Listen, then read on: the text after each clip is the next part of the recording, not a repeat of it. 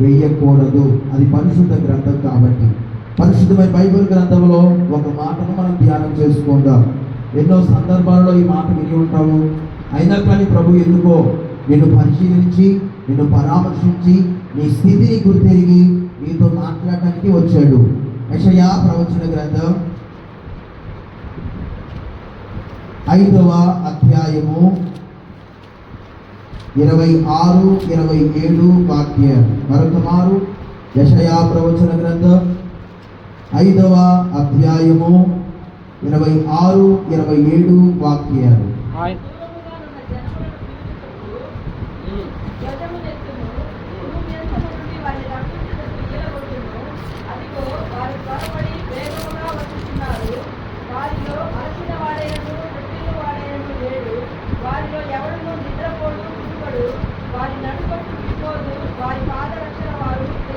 తెగిపోదు. హల్లెలూయా, హల్లెలూయా. నన్ను చూడండి.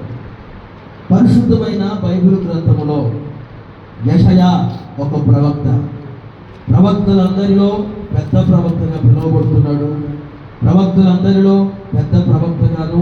అలాగనే యెషయా పుస్తకం అంటేనే కొన్ని ప్రవచన గ్రంథాలలో పెద్ద పుస్తకముగా భావించవచ్చు.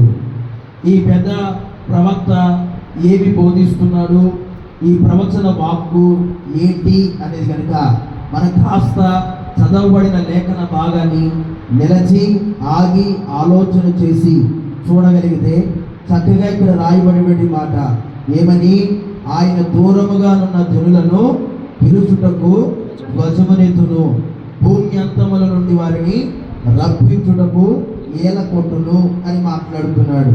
మొదటిగా ఆయన దూరముగా ఉన్న ప్రజలని, జనులను ఆయన పిలుచుటకు ధ్వజమునెత్తబోతూ ఉన్నాడు.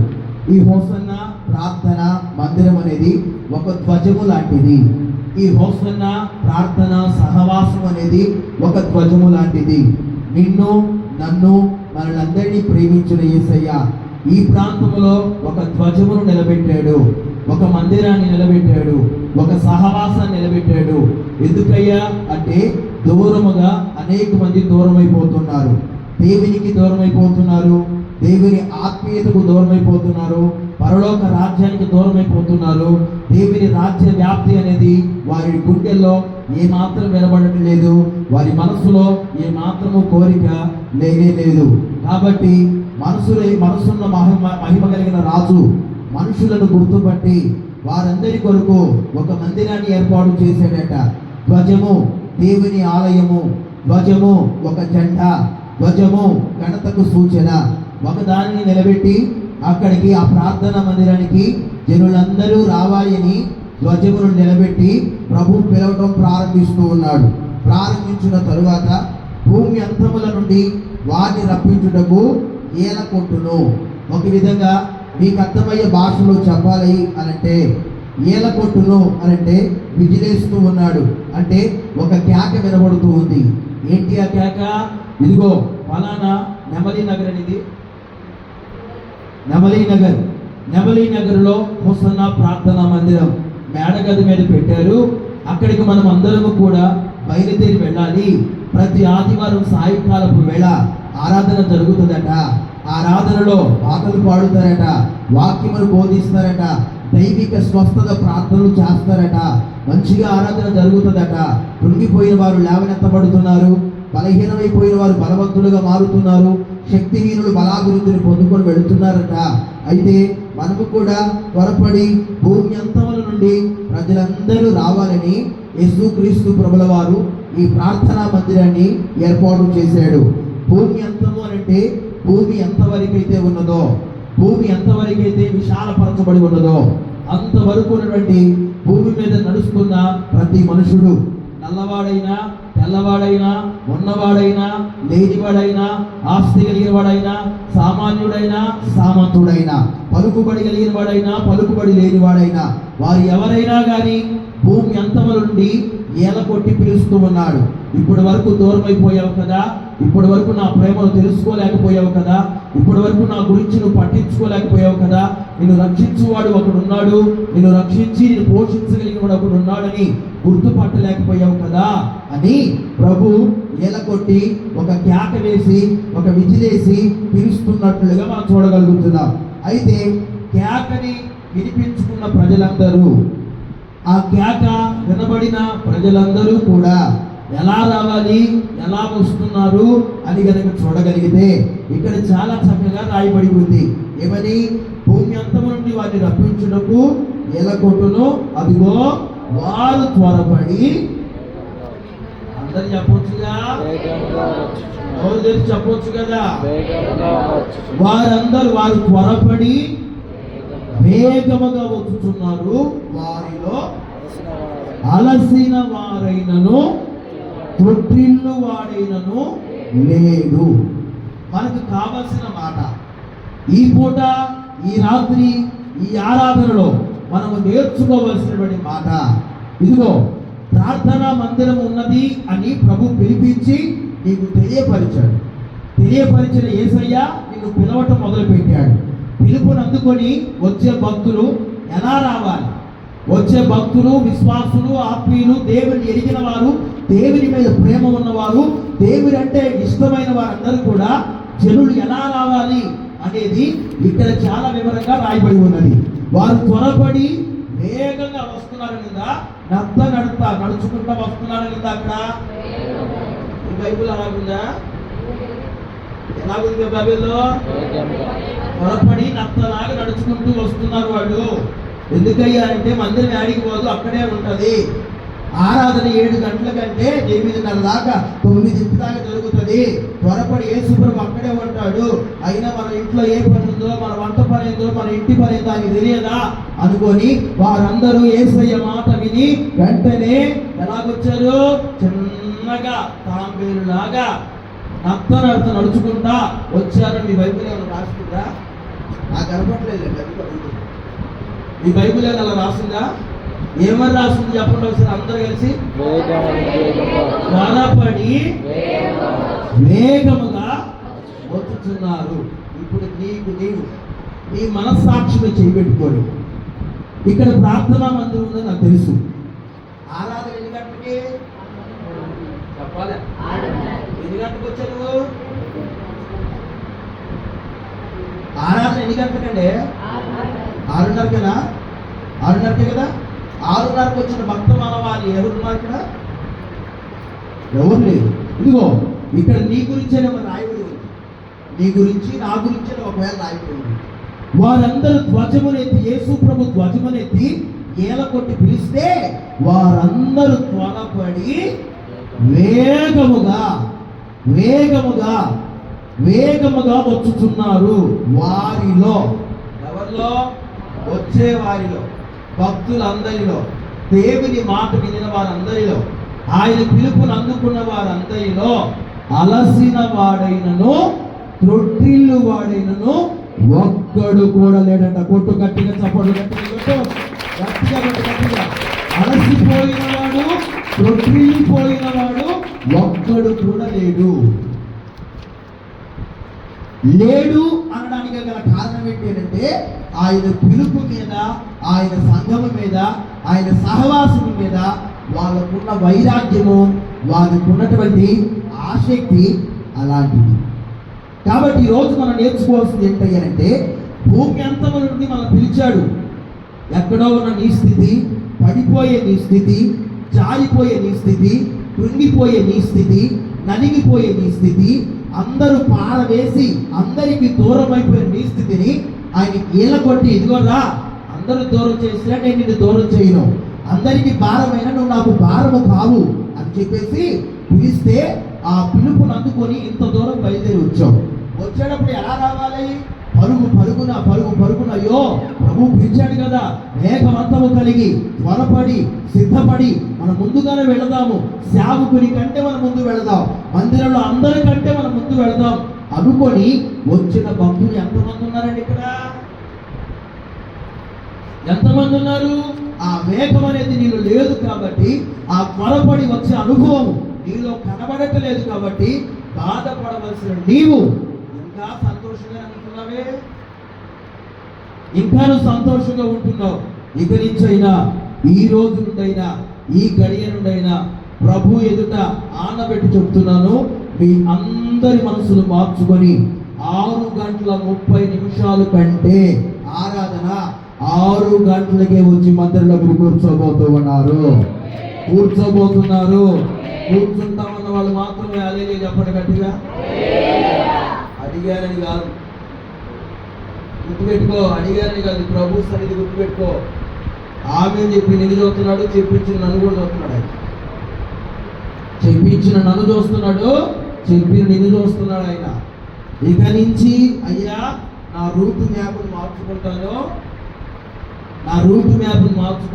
ఈ రోజు నుండి నేను అలసిపోకుండా త్వరపడి వేగము కలిగి మొదట 6 గంటలకి నేనే వస్తాను అన్న వాళ్ళు హృదయంతో చేతులెత్తి అదేదే చెప్పొచ్చు, ఇబ్బంది లేదు.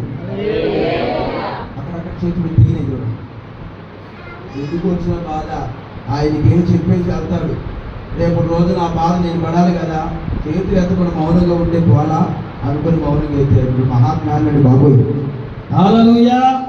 సబ్జెక్ట్లో మనం వెళ్దాం. అయితే వారిలో అలసిన వాడైనను కొట్టిల్లు వాడైనను ఒక్కడు కూడా లేడు అని చెప్పాడు కదా. అలసిపోకూడదు, వారిలో అలసిపోయేవాడు లేడు అని చెప్పాడు. మరి అలసిపోయిన వాడు ఉంటే ఏం జరుగుతుంది? ఆయన ఎవరయ్యారంటే ఆయన అలయడు సమస్యలనట. బాలురైతే అలసిపోతాడు, సమస్యలిపోతాడు. ఆయన అయితే అలసిపోయేవాడు కాదు, సమస్యలిపోయేవాడు కాదు. దీనికి అనుకూలమైనటువంటి ఒక మాట మీకు చదివిస్తాను. హెబ్రీ గ్రంథము, హెబ్రీ పత్రిక 12వ అధ్యాయము 3వ వాక్యం చదవండి ఒకసారి.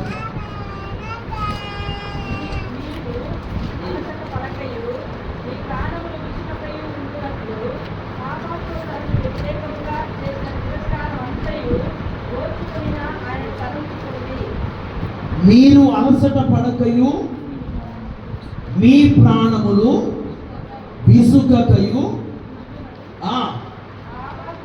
పాపాత్ములు తనకు వ్యతిరేకముగా చేసిన తిరస్కారం అంతయు ఓర్చుకొనిన ఆయన్ని నీవు తలంచుకుంటే చాలు.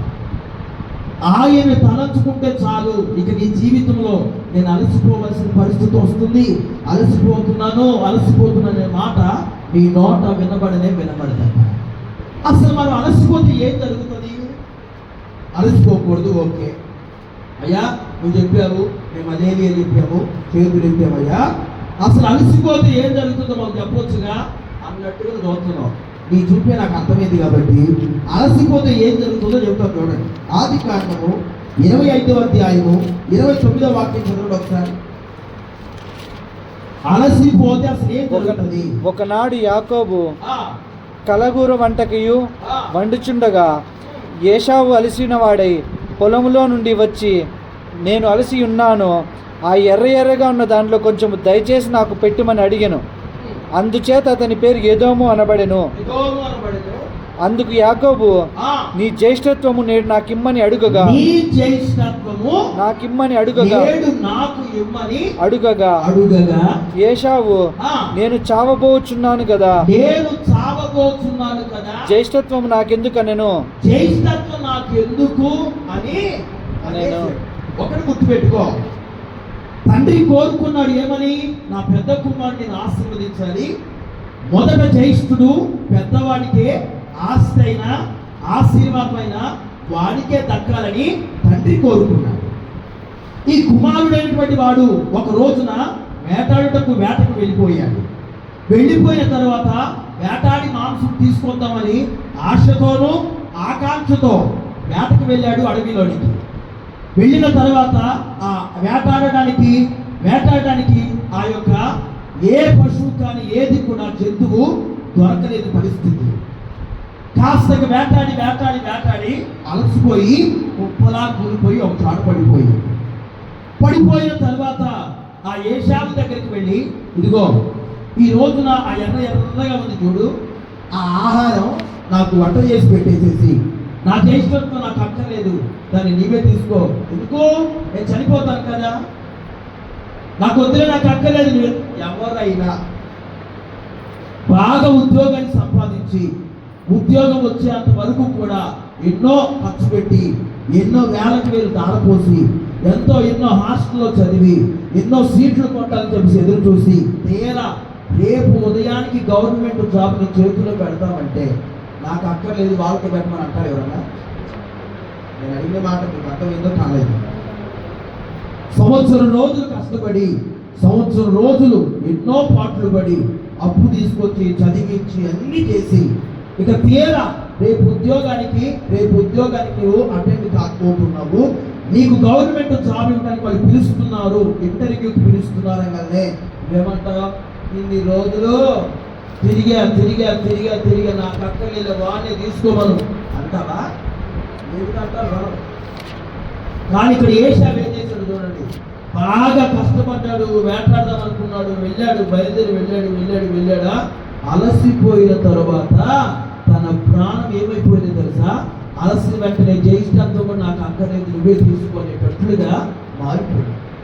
ఒకటి, నీవు సంఘములోనైనా సమాజంలోనైనా ఇంట్లోనైనా ఎక్కడైనా కానీ నీవు గనక అలసిపోయిన వాడిగా కనబడితే నీకు రావలసిన ఘనత వేరే వాడు తీసేసుకుంటాడు, నీకు రావాల్సిన ఆశీర్వాదము వేరే వాళ్ళు లాగేసేసుకుంటారు, నీకు రావాల్సిన పలుకుబడి, నీకు రావాల్సిన ప్రఖ్యాతి, నీకు రావాల్సిన విఖ్యాతి ప్రతిదీ కూడా వేరే వాడు తీసుకుంటాడు. ఎందుకు?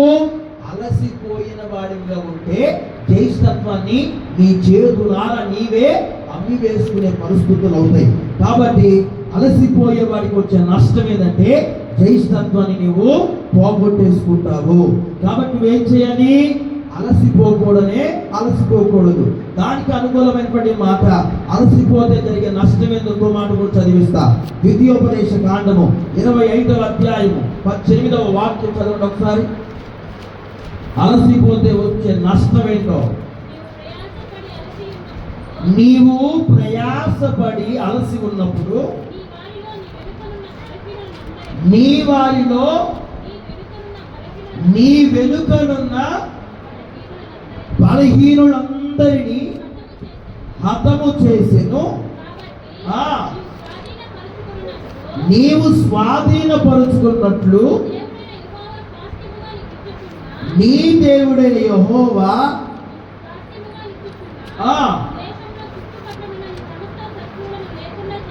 సమస్త శత్రువులను లేకుండా చేసి నీ దేవుడైన యెహోవా నీకు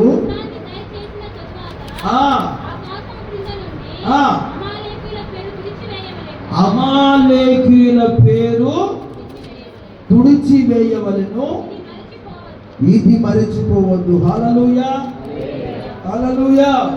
రెండవదిగా జరిగే నష్టం ఏంటి? మొదటి నష్టం ఏంటంటే నీవు అలసిపోయిన వాడివైతే వేరే వాడికి జ్యేష్ఠత్వం నీకు నీవే అమ్మేసుకొని అనే పరిస్థితులు అవుతాయి. రెండవ జరిగేది నష్టం ఏంటంటే నీవు అలసిపోయిన వాడివైతే, నీవు బలహీనుడు అయిపోయిన వాడివైతే హతమైపోతావు. అమాలేకీయుల చేతులను పడిపోతావు. ఎవరు ఈ అమాలేకీయులు అంటే దేవుని సింహాసనానికి చేరనివ్వకుండా అడ్డుపడేవాడే అమాలేకీయులు. ఎవరు ఈ అమాలేకీయులు అనంటే దేవుని రాజ్యానికి నువ్వు పరుగులు తీనివ్వకుండా అడ్డుపడుతున్న వాడే అమాలేకీయులు. నువ్వు అలసిపోయి ప్రతి దానికి వెనుకండి, నా వల్ల కాదులే, నేనేమి చేయలేను, నా వల్ల కాదు అని ఎప్పుడైతే నువ్వు అలసిపోయి విరిచిపోయి ఆగిపోతున్నావో వెంటనే అపవాది నీ మీద అటాక్ చేయడం ప్రారంభిస్తుంది, అమాలేకీయులకు నిన్ను అప్పగిస్తుంది.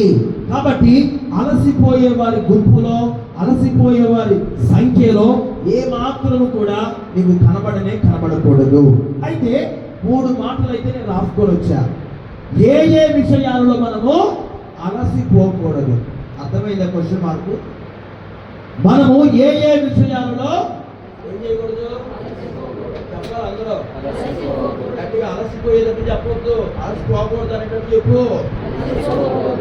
అలసిపోకూడదు అంటే అలసిపోయినట్టే ఉంది కదా. అలసిపోకుండా ఉండాలనుకున్న వాళ్ళు గట్టిగా చెప్పు. ఏం చేయకూడదు? గట్టిగా చెప్పు. హల్లెలూయా. ఏ ఏ విషయాల్లో మనము అలసిపోకూడదు? మొదటి మాట రాసుకో. యెషయా ప్రవచన గ్రంథం 40వ అధ్యాయం 30వ వాక్యం. శక్తిహీనులు బాలురు సొమ్మసిల్లుదురు, అలయుదురు, యవ్వనస్తులు తప్పక త్రొట్టిల్లుదురు. యెహోవా కొరకు ఎదురుచూచువారు నూతన బలము పొందుదురు. వారు పక్షిరాజు వలె రెక్కలు చాపి పైకి ఎగురుదురు. వారు పక్షిరాజు వలె రెక్కలు చాపి పైకి ఎగురుదురు. అలయక పరిగెత్తుదురు. సొమ్మసిల్లక నడిచిపోదురు. కొట్టు చప్పట్లు గట్టిగా ప్రభుకి. గట్టిగా కొట్టండి. కొడితే గట్టి చెప్పినా కొట్టు, లేకపోతే కొట్టకపోయినా బాగాలేదు. సత్తి చెప్పలేదు. కొడితే గట్టి కొట్టేవనుకో, విశ్వాసంగా కొట్టేవనుకో, దాన్ని బట్టి ప్రభు కార్యాలు కూడా మొదలు పెడతాడు. దేవుడికి కూడా మహిమ కలుగుతుంది. ఏదో ఆయన కొట్టమని చెప్పారు, త్వరగా కొట్టినట్టు యాక్షన్ వద్దు. కొడితే గట్టి కొట్టండి, లేకపోతే కొట్టకపోయినా ఇబ్బంది లేదు. ఒకటి, ఏ ఏ విషయాల్లో మనము అలసిపోకూడదు. యెషయా భక్తుడు చక్కగా రాస్తున్నటువంటి ఒక మాట ఏమని రాయబడింది అక్కడ? బాలురు అయితే సొమ్మసిల్లిపోతారు, అలసిపోతారు. తర్వాత యవనస్తులు తప్పక త్రొట్టిల్లుతారు. యెహోవా కొరకు ఎదురు చూచువారు నూతన బలము పొందుదురు. వారు పక్షిరాజు వలె రెక్కలు చాపి పైకి ఎగురుతారు. అలయక, ఇక్కడ చూడండి, మొదటిగా అలయక వారు పరిగెత్తుతారు, సొమ్మసిల్లక నడిచిపోతారు. ఎందుకు అంటే వారు ఎవరి కొరకు ఎదురు చూస్తున్నారు? ఎవరి కొరకు? బయటికి వెళ్ళిన భర్త ఇంకా తిరిగి రాలేదు. ఏం చెప్తాడో, ఏం తీసుకోవాలో, వచ్చేటప్పుడు ఖాళీగా వస్తాడో, లేకపోతే ఫ్రూట్స్ ఏదో పిల్లలకి, తల్లికి, మా అందరికి కావాల్సి ఏదో మోసుకొని వస్తాడని భర్త కొరకు ఎదురు చూడటం కాదట. భర్త కొరకు బాగానే చూస్తున్నావు ఎదురు.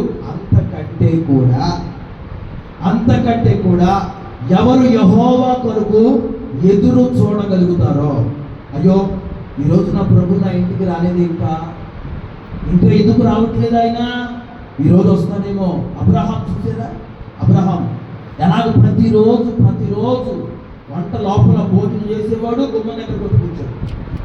వంట లోపల తినేవాడు, వచ్చేవాడు, అన్ని ప్రార్థన చేసుకునేవాడు, మరలా గుమ్మం దగ్గరకు వచ్చి ఎదుర్కొంటా ఉండేవాడు. అయ్యో ఈ రోజైనా నా గుడారంలోకి ప్రభు వస్తాడేమో, ఈ రోజైనా నా గుడారం దరిద్రత తొలగిపోయిందేమో, ఈ రోజైనా మాకు సంతానం కలిగిద్దేమో, ఈ రోజైనా నా కుటుంబంలో మేలు కలిగిద్దేమో, ఈ రోజైనా నా దశ మారిపోయిద్దేమో అని చెప్పేసి ఎదురు చూస్తూనే ఉన్నాడు. చూసిన ఎదురు చూపు ఒక రోజున ఏమైందండి? 3 మనుషులు వచ్చి ఆ 3 మనుషులకు భోజనం పెట్టిన తర్వాత వెంటనే వారు ఆశీర్వదించి వెళ్ళిపోయిన తర్వాత కోరుకున్న పండంటి బాగును దేవుడు కలుగు చేశాడు. కోరుకున్న పండంటి బాబుని దేవుడు దయచేశాడు. ఎన్నో రోజులు పట్టింది. 99 సంవత్సరాలు వచ్చినా, 90 సంవత్సరాలు వచ్చినా, 100 సంవత్సరాలు వచ్చినా ఎదురు చూసింది ఎవరి కోసం? ప్రభు కోసం. ఎట్లాగైనా ప్రభు వస్తాడనుకున్నాడు. ఎదురు చూసిన తర్వాత అలాగే నిరాశ చెందిపోలా. చారమన్నా నిరాశ చెందింది, కానీ అయ్యగారికి మాత్రం ఏమాత్రం నిరాశ రాలా. అయ్యో ఈ రోజు అమ్మాయి మనం ప్రతి వారం మందిరానికి వెళ్తున్నాం. ఏ రోజైనా మనకి ఏదైనా మేలు కలిగిందా, ఆశీర్వాదం కలిగిందా అని చెప్పేసి ఆయన అంటే, అయ్యా అట్లా కాదులే మనం ఈ రోజు కాకపోయినా రేపు కాకపోయినా 3 సంవత్సరాలు 3 నెలల తర్వాత అయినా కార్యం చేస్తాడయ్యా. నమ్ముకొని మనం ముందుకు వెళదాం, నమ్ముకొని భక్తి చేద్దాం, నమ్మకం ఉంచు, అంతే చాలు. నమ్మిన దాన్ని బట్టి దేవుడు కార్యాలు మొదలు పెడతాడు అని గురి కొలుపుకొని తీసుకురావాలి. అంతేనండి ఇంకా జరగదండి మన జీవితంలో, ఇంకా వల్ల కాదండి. మా మందిలో ఒక వాళ్ళ ఆయన పచ్చి త్రాగుపోతు ఎప్పుడు ఒకే మాట ఆయన ఈ మొగుడు కూడా మారుతాడా? ఇది ఇంతే నా దగ్గర. ఈ మొగుడు కూడా మారే మొగుడేనా? అనవసరం ఇలాంటి వాడిని చేసుకున్నాను, నాకు అప్పుడే తాగేవాడు తెలుసుంటే, అప్పుడే మారేవాడు కాదని తెలుసుంటే ఈ మాత్రం ఏ మాత్రం చేసుకునేదాన్ని కానే కాదు, మారేవాడు కాదు అని నా దగ్గర కూడా చూస్తున్నాను. నీకు ఎంత విశ్వాసం నా తల్లి? అసలు ఎంత విశ్వాసం? మారడంటే నీకున్న విశ్వాసం పెట్టి దేవుడు నీకున్న మారడంటే అది మారడం అంతే. మారడు అంటానే కదా. తర్వాత అలాగ మందిరానికి వస్తున్నారు ఇద్దరు. నమ్మకంగా ఆయన మాత్రం తాగుతూనే ఉంటాడు, మందిరాన్ని మాత్రం మారి. ఆయన ఒక మంచి లక్షణం. తాగుతూనే ఉంటాడా, మందిరం మాత్రం ఏమాత్రం మారి. దానికి న్యాయం చేస్తాడు. మందిరానికి వస్తాడు, మళ్ళీ నా చేత ప్రార్థన చేయించుకుంటాడు, చిల్లలు మార్చి చందా వేస్తాడు, వెళ్ళిపోతాడు. ఒకరోజు ఏం జరిగిందో తెలుసా? ప్రతి వారం మందిరానికి వస్తా ఉంటే నేను చెప్పాను ఏమని, అయ్యో కట్టుకున్న పిల్లలు ఉన్నారు, కట్టుకున్న భార్య ఉంది, కడుపున పుట్టిన పిల్లలు ఉన్నారు. త్రాగి ఏదో ఒక చోట పడిపోయిన తర్వాత నోరు ఎండిపోతుంది, అలాగే ప్రాణం విడుస్తాడు. ప్రాణం విడిచిన తర్వాత నీ భార్య ఏమవుతుంది? విధవరాలు అయిపోతుంది. నీ పిల్లలు ఏమవుతారు? అనాథలు అయిపోతారు. ఎందుకలా తాగుతున్నావు? ఒక్కసారి త్రాగుడు మానేసి ఈ త్రాగుడికి ఎంతైతే ఖర్చు పెట్టేసావో అది మొత్తం తీసుకొచ్చేసి నీ భార్య చేతిలో పెట్టు, నీ భార్యకి ఇవ్వు. నీ పిల్లలకి ఏదైనా కావాలంటే మీ పిల్లలు కొనిపెట్టు, చక్కగా ఉండు. మందిరానికి వస్తున్నారు కదా, మీరు అలా ఉండకూడదు, నరక పాత్రలు అయిపోతావు, నరకానికి వెళ్ళిపోతావు అని చెప్పాడు. ఒకరోజు ఏం జరిగిందంటే ఉపవాస ప్రార్థన ఉన్నాడు, ప్రార్థన చేసుకున్నాడు. ఇక గుడారాల పండుగ వచ్చేసాడు. గుడారాల పండుగ వచ్చి ఆడవుడు ఏం పరిచయం చేశాడు తెలుసా? ఘనమైన పరిచయం. ఏంటది? గ్రౌండ్ క్లీనింగ్ పరిచయం చేశాడు. గ్రౌండ్ క్లీనింగ్ పరిచయం చేస్తున్నప్పుడంట మనసులో ఒక మాట గుర్తు వస్తుందంట. అయ్యో మాస్టర్ గారు ఆ రోజు ఎందుకు నన్ను పిలిచినట్టు మాట్లాడాడు? ఏమని? త్రాగి చచ్చిపోతే తర్వాత నీ పిల్లలు ఏమైపోతారు, నీ భార్య ఏమైపోతుంది అని ఎందుకు అన్నాడు ఇంత మాట? నిజమే కదా అని ఒక ఆలోచన వచ్చేసేసి వెంటనే నేను త్రాగుడు మానాలంటే నాకు ఒక భయం ఉండాలి. ఇప్పుడు భయం ఉండాలంటే ఏం చేయాలా? బాప్టిజం తీసుకోవాలి. కాబట్టి వెళ్ళి తన భార్యను కూడా పిలుచుకొని రా, ఇద్దరం కలిసి వెళ్ళి బాప్టిజం తీసుకొని వద్దాము. ఆయన నోటితో ఆయనే ఒప్పుకొని తీసుకున్నాడు. ఆయన నోటితో ఆయనే ఒప్పుకొని వారిద్దరూ కలిసి బాప్టిజం తీసుకున్నారు. వారిద్దరు కలిసి ఇప్పుడు మందిరంలో ప్రభు బలాలను తీసుకుంటున్నాడు. మారడని చెప్పిన ఆమె నా ముందు ఇప్పుడు ఆ మాటని మాట్లాడలా. ఏ మాట మాటలా? మారడయ్యా అంటలా. ఎందుకంటే సిగ్గు షేట్ అయిపోయింది. ఆమెలో ఉన్న విశ్వాసం ఈయనలో లేదు అప్పుడైతే, ఇప్పుడు ఈయనలో ఉన్న విశ్వాసం ఆమెలో లేదు. ఎంత షిఫ్ట్ అయిందో చూడండి. ఈయనలో ఉన్న విశ్వాసం ఆమెలో లేదు, ఇప్పుడు తగ్గిపోయింది ఆమెలో. ఇప్పుడు ఎలా ఉందంటే ఆ ఫ్యామిలీ చక్కగా మందిరానికి వస్తున్నారు, ప్రార్థన చేసుకుంటున్నారు, వెళ్తున్నారు. కాబట్టి ఎవరు యెహోవా కొరకు ఎదురు చూడగలుగుతారో, ఎదురు చూసే ప్రతి ఒక్కరితో ప్రభు అంటున్నాడు, ఎవరైతే యెహోవా కొరకు ఎదురు చూస్తారో వారు అలసిపోరు. అలసిపోకుండా ఏం చేస్తారు? పరిగెత్తగలుగుతారు. అలయక పరిగెత్తుతారు, అలసిపోకుండా పరిగెడతారు.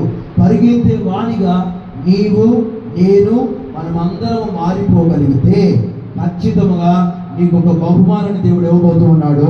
కోరుకున్న కార్యాలు ప్రభు చేయబోతూ ఉన్నాడు. హల్లెలూయా. మొదటగా ఆత్మీయతలో పరుగు పందెంలో నీవు అలసిపోయేవాడిగా నీవు కనబడకూడదు. రెండోదిగా చెప్పేసి ముగిస్తా, టైం అయిపోయింది. గలతీ 6:9.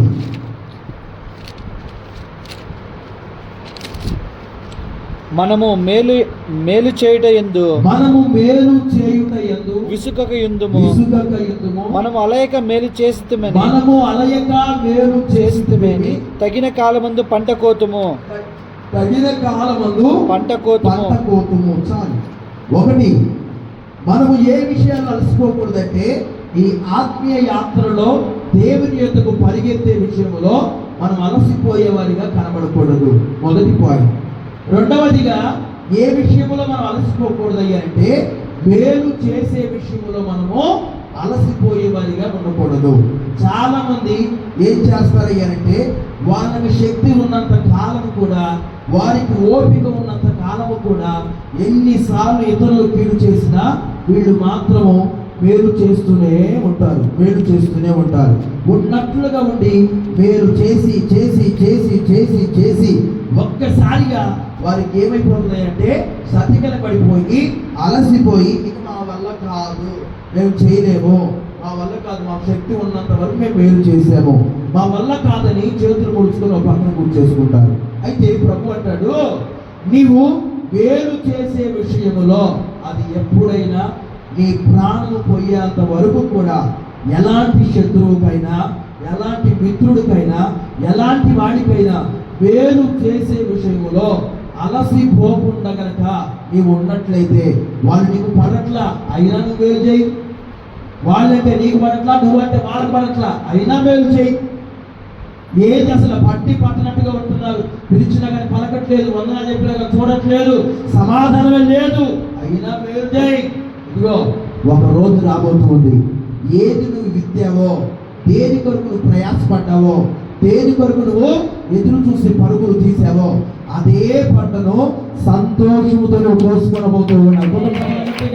సంతోషంతో అలయంగా మేలు చేసిన తగిన కాలంలో పంటను నువ్వు పోయగలుగుతావు. ఏం పంటయ్యా అంటే ప్రేమ అనే పంటను పోయగలుగుతావు. ఏది విత్తావో, ఇతరులకు నువ్వు ఏ మేలైతే చేసావో, ఇతరుడి ఎడలు ఏదైతే ఆశించావో, ఇతరుడి ఎడలు ఏదైతే కోరుకున్నావో, నన్ను గణపరచట్లేదు అనుకున్నావు, నన్ను గణపరచట్లేదు, నన్ను గుర్తించట్లేదు, మమ్మల్ని పట్టించుకోవట్లేదు అని నువ్వు అంటున్నావు. వాళ్ళని నువ్వు పట్టించుకొని, వాళ్ళని నువ్వు గుర్తించి, వాళ్ళని నువ్వు గణపరచగలిగినట్లయితే, ఏ ఘనత అయితే నువ్వు కావాలని కోరుకుంటున్నావో, ఏదైతే దొరకాలని ఆశపడుతున్నావో, ఏదైతే నాకు కావాలని కోరుకుంటున్నావో దానిని నా ప్రభు ఈ రాత్రి ఇక్కడున్న ప్రతి వారికి దయచేయబోతూ ఉన్నాడు. ప్రతి ఒక్కరికి దయచేయబోతూ ఉన్నాడు. వేరు చేసే విషయంలో అలసిపోకుండా ఉన్నట్లయితే, వేరు చేసే విషయంలో అలసిపోని వ్యక్తివిగా నీవు నేను మనమందరము కనబడినట్లయితే ఖచ్చితముగా మనమందరము ప్రతిఫలము పొందుకుంటాము. తగిన దినమందు పంటను కోయగలుగుతాము. హల్లెలూయా, హల్లెలూయా. ఇంకొక మాట చదివించేసి నేను ముగించేస్తాను. ముచ్చటై మనం చెప్పాలి కదా. ప్రకటన గ్రంథం 2వ అధ్యాయం 3వ వాక్యం చదువుకోగా,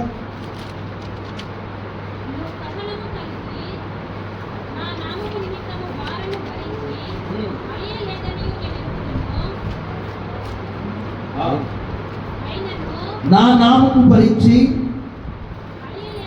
అలయలేదనియు నేనెరుగుదును. చాలు. ప్రకటన గ్రంథంలో ఈ విధంగా రాయబడి ఉంది, నీవు సహనము కలిగి నా నామము నిమిత్తము భారము భరించి నీవు అలసిపోలేదు కనుకనే సంఘములోను సహవాసములోను నేను నిలబెట్టుకున్నాను అని ప్రభు మాట్లాడుతున్నాడు ఇక్కడ. ఒకసారి నీవు నాకు నేను మనము ఆలోచన చేద్దాం. ఇప్పటి వరకు యేసయ్య నామాన్ని నువ్వు భరించావు, సహించావు, ఓర్చుకున్నావు, నేర్చుకున్నావు. దేవుని నామము నువ్వు భరించుతున్నప్పుడు ఏదో ఒక నింద నీ మీద పడిపోయింది, ఏదో ఒక అవమానం నీకు వచ్చేసేసింది. నువ్వు చెయ్యని కార్యమే చేసావు అని చెప్పాడు. నలుగురు నువ్వు మాట్లాడింది కూడా మాట్లాడింది కాబట్టి నేను ఇట్లాగన్నాను అని చెప్పారు. ఏ మాత్రము వారితో ఎదురు తిరిగి మాట్లాడకుండా దేవుని కొరకు ఆ నిందలను భరించగలిగిన వ్యక్తివైతే, భరించే విషయములో నీవు అలసిపోని వ్యక్తివైతే ఖచ్చితముగా నా యేసయ్య సంఘములో అంతము వరకు నువ్వు స్థిరుడిగా మార్చబడగలుగుతావు, అంతము వరకు స్థిరుడిగా నిలబడగలుగుతావు.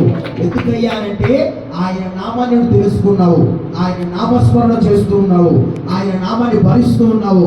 ఎక్కడికి వెళ్ళినా, ఎక్కడ కూడికలు ఏర్పాటు చేసినా, ఎక్కడ ప్రార్థనా కూడికలు ఏర్పాటు చేసినా ఇంట్లో ఎన్నో అవమానాలు కలుగుతున్నాయి, ఇంట్లో ఎన్నో నిందలు కలుగుతున్నాయి. మందిరానికి వెళ్తున్నావా, ఎక్కడికైనా వెళ్తున్నావా అనే మాటలు కూడా వస్తున్నాయి. మందిరానికి వెళ్తున్నావు కానీ ఏమి నేర్చుకుంటున్నావు అనే మాటలు కూడా నీ ఎదురు కనబడుతూ ఉన్నాయి. ఎన్నో నిందలు, ఎన్నో అనుమానాస్పదాలతో కూడినటువంటి మాటలు, కనీసం భార్య అనేది కూడా లేకుండా కనీసం భర్త అనేది లేకుండా, కనీసం పిల్లలు అనేది లేకుండా ఇష్టం వచ్చిన మాటలు లోకంలో ఎంతో మంది ఎన్నో విధాలుగా నేను మాట్లాడి ఉండవచ్చు. అవమానాలు పాలు చేసి ఉండవచ్చు, నిందల పాలు చేసి ఉండవచ్చు, హేళన పాలు చేసి ఉండవచ్చు. గుచ్చే మాటలు, గాయపరిచే మాటలు, దుఃఖపరిచే మాటలు, వేదన కలిగే మాటలు, ఎన్నో మాటలు మాట్లాడుతూ ఉండవచ్చు. నీవు మందిరానికి వస్తున్నావని ఈ మందిరానికి ఎందుకు వెళుతున్నావు? ఈ మందిరంలో నీకేముంది? ఈ మందిరానికి నీకేం సంబంధం? మందిరానికి నీకేం సంబంధం అని ఎన్నో విధాలుగా నేను మాట్లాడుతూ ఉన్నారేమో. ఒకటి గుర్తుపెట్టుకో, ఆయన నామాన్ని బట్టి నీవు ఏమాత్రము కూడా సహనము కలిగి ఆయన నామాన్ని భరించే విషయంలో అలసిపోని వ్యక్తివిగా కనుక నీవు ఉన్నట్లయితే నీ ప్రాణము పోయేంత వరకు నీవు భరించి భరించి భరించి నిందలు వచ్చినా తట్టుకో, అవమానం వచ్చినా తట్టుకో, అనారోగ్యం వచ్చినా తట్టుకో, బాధ వచ్చినా తట్టుకో. దేవుని సంఘము కొరకైనా, దేవుని పరిచర్య కొరకైనా, దేవుని కొరకైనా ఆ నింద, అవమానము, హేళన నువ్వు భరించగలిగితే ఒక రోజున గొప్ప బహుమానాన్ని నా ప్రభు నీకు ఇవ్వబోతూ ఉన్నాడు. గొప్ప బహుమానాన్ని ప్రభు నీకు ఇవ్వబోతూ ఉన్నాడు. ఎవరు నిందించారో నిందకు ప్రతిగా భూదండను ప్రభు నీకు వెయ్యబోతూ ఉన్నాడు. అవమానానికి ప్రతిగా రెట్టింపు ఘనత నీకు దయచేయబోతూ ఉన్నాడు. దించిన తలను మళ్ళా పైకెత్తబోతున్నాడు ప్రభు. అవమానించబడిన చోట, బాధపడిన చోట, దుఃఖపడిన చోట మరలా నా ప్రభు ఘనతాస్పదముగా నిన్ను నిలబెట్టబోతూ ఉన్నాడు. కొట్టు, గట్టిగా కొట్టు, గట్టిగా కొట్టు, గట్టిగా కొట్టు. నిశ్చయముగా నిశ్చయముగా ప్రతి ఒక్కరు ఆయన నామాన్ని భరించే విషయములో అలసిపోకుండా ఉన్నట్లయితే, అలసిపోకుండా నడిచినట్లయితే, మానకుండా మందిరానికి వచ్చినట్లయితే, విడిచిపెట్టకుండా సహవాసాన్ని ప్రేమించినట్లయితే, విడిచిపెట్టకుండా దేవుణ్ణి ఆశ్రయించిన వ్యక్తిగా నీవు కనబడగలిగితే ఖచ్చితముగా రాకడలో గొప్ప బహుమానాన్ని కలగబోతుంది. గొప్ప ప్రతిఫలం నీకు ఇవ్వబోతూ ఉన్నాడు. అట్టి ధన్యత, అట్టి కృప ఇక్కడ ఉన్న మనందరికీ, నాకు, మీకు, మనందరికీ దేవుడు దయచేయునుగాక. గట్టిగా చెప్పు బిగ్గరగా ఆమేన్. ఈ మాటలన్నీ మీ వీధిలో నా యేసయ్య నీరు కట్టి ఫలింపజేసి ఫలభరితంగా మార్చునుగాక. కళ్ళ వంచని ప్రార్థన చేస్తూ